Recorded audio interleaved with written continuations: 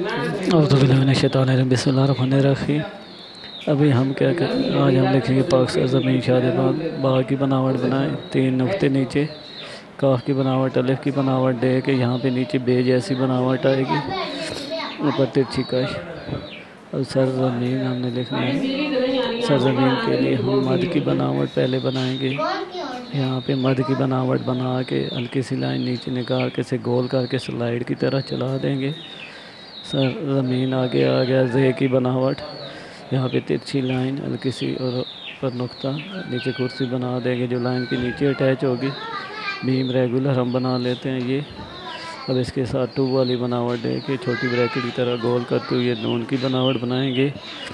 अब इसी तरह आगे हम आगे आ जाते हैं शाद बाद। अब इसी तरह 2 सिरे दिखा के मद की बनावट बना के बाद जैसी बनावट बनाएंगे। दाल की बनावट छोटी ब्रैकेट दे के नीचे कुर्सी, बा की बनावट आगे डाल के दोबारा फिर हम रिपीट कर देंगे।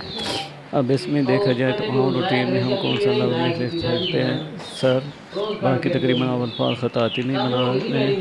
तो इसी तरह सर के बाद हमारे पास आ गया ज़मीन। अब मीम की बनावट जो है गोल करके जैसे आम बच्चे बनाते हैं उसमें उस तरह बना लेते हैं।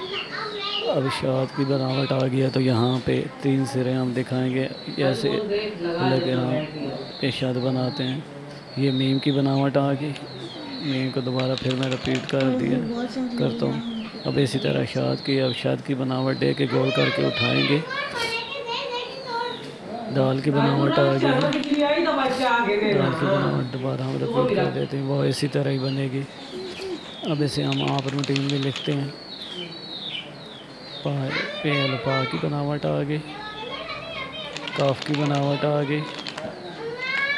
ये देखिए सारे लफ्ज़ तकरीबन आप ख़ताती में लिख रहे हैं, कहीं भी थोड़ी सी चेंजिंग होती है। सर की बनावट आगे ज़मीन। अब ये मैं आम रूटीन में लिख रहा हूँ। ये देखें टू जैसी बनावट दे के गोल कर दिया। आगे शाद बाद। अब यहाँ पे शाद जैसी बनावट दे के से गोल करके उठाएंगे। ये आगे दाल की बनावट आ जाएगी। इसी तरह बा की बनावट आगे गोल करके उठाया और दाल की बनावट बना दी।